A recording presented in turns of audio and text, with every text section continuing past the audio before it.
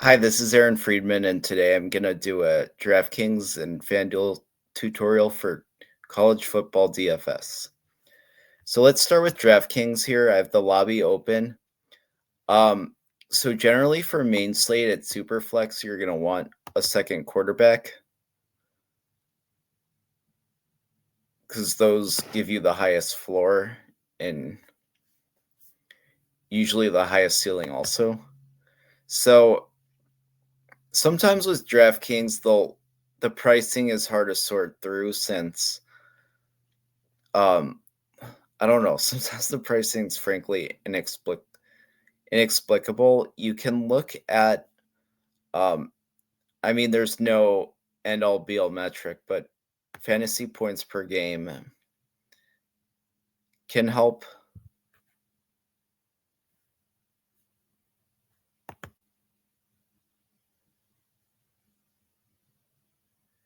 and that will eliminate the backups generally.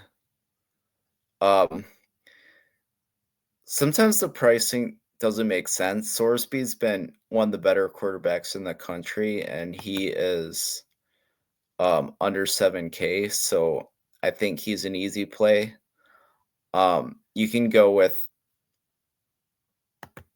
so it'll move you down a running back, but you could do let's pick one of Pavia and um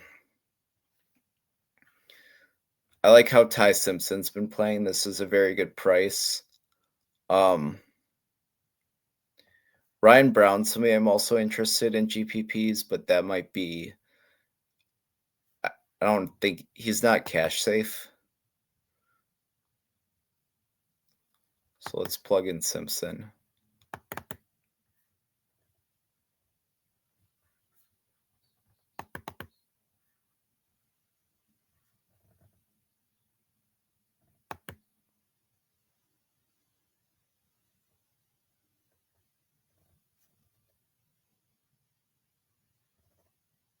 Oh, oops.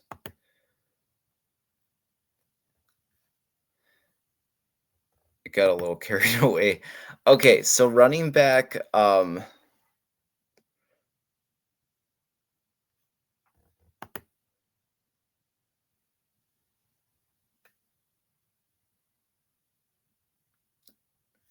same kind of thing. You can Jeremiah Love's been killing it. He's the top dog on both sites in terms of pricing, but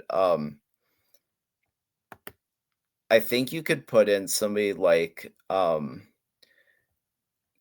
Allen. Like that's a reasonable you could with 5,800 left here, and I like Adam Randall a lot too. You can go for like kind of a balance build. Um or you could spend up on one guy. Um Katron Allen feels pretty safe there, so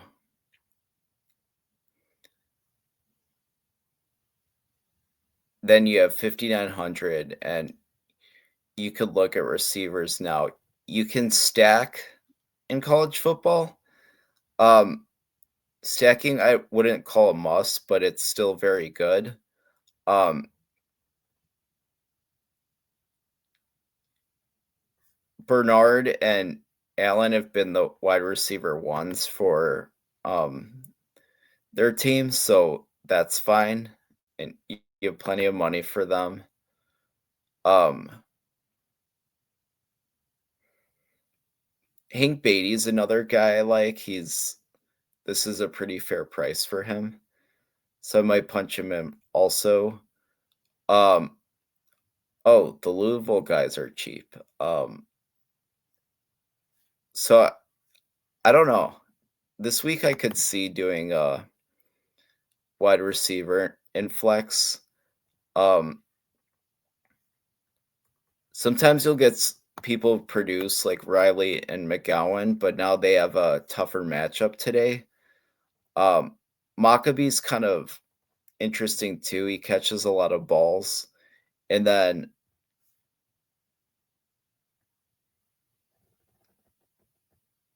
but you could do a wide receiver in flex or somebody like Bog. I like Louisville today, and this is a fair price. So this is a reasonable lineup. I mean, I think the hard thing with, this was fairly easy to build. So, but let's see how this does. Um, this is a good lineup, but I mean, it may be easy to come to for other players also. So I don't know. That's one of the things about college football is the pricing can be kind of arbitrary. Another thing too is you have bigger rosters and deeper rotations. So like there's 85-man rosters. So you could have like really like 9 receivers getting rotated in. So I always try to spend up. This will be more evident on FanDuel, but I always try to spend up at quarterback and running back and then look for some receiver value. Okay, let's talk FanDuel.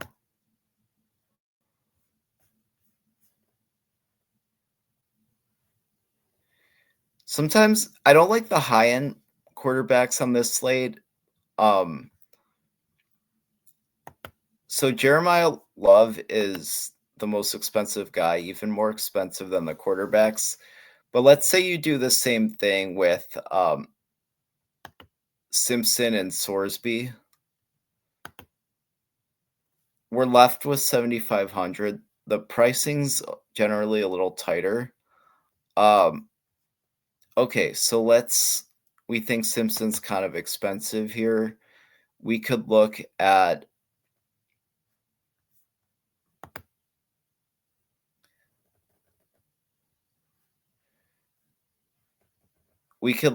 down a little bit.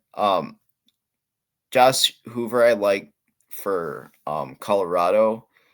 I also really like Cade Klubnik. I think this is a get right spot. He's cheap. So we have 7,800 and we can move on. Then at running back, we have Love, who's super expensive. If you put him in, it's going to be hard to build for the rest. But there is some value at wide receiver that we can look at.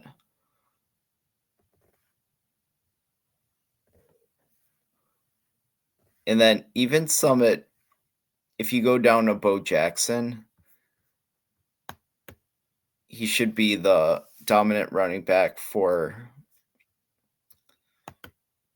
Ohio State. Another key thing, as you can see on FanDuel, is you get all the games, or shouldn't say all the games, but you get the night games that this FanDuel thinks is appealing. So you have a different player pool from DraftKings main to FanDuel main.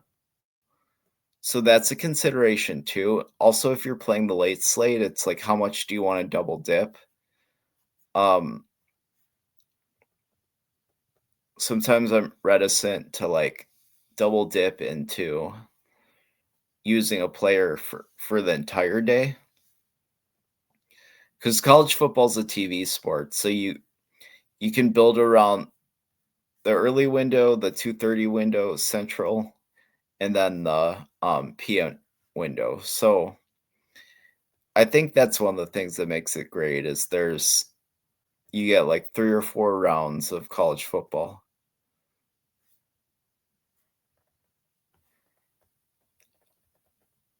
As for running back 2, I think Randall's good also.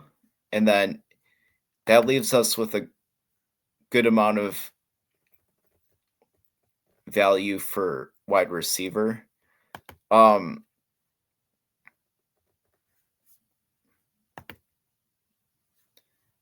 let's see who's been good.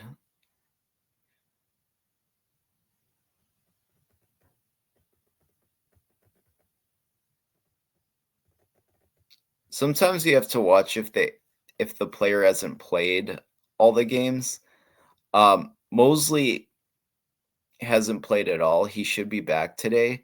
So reading the information helps if you're not familiar with the players. Ryan Wingo's somebody I kind of like. He's cheap. You could do phase on here, and then that leaves you with 8,200. But you can also, it looks like we'll have enough money for Love, so you could put Love in, but now you're kind of punting. But okay, so now we have 6,600, which is a good amount. You could get 3. We feel good about the quarterbacks, and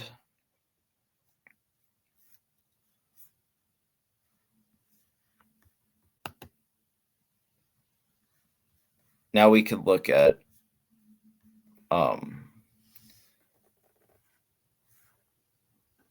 some of the interesting receiver plays.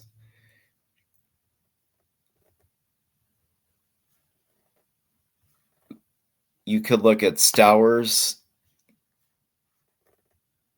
I like the tight ends are generally safe. These are 2 tight ends because they don't rotate out. We have 7,700. You could go with a guy like Isaiah Horton, and then as you can see, we have the flexibility to get back to Simpson if you want him there. And then also I think it's important to look at the cheat sheets and see who we like. This is the start of mine. I still have to add some notes, but you can see we'll outline who we like. Who the purple is who, I don't know, who's interesting but not cash safe. So we do a good job trying to outline who we like generally, and we're always open to asking questions. So thank you.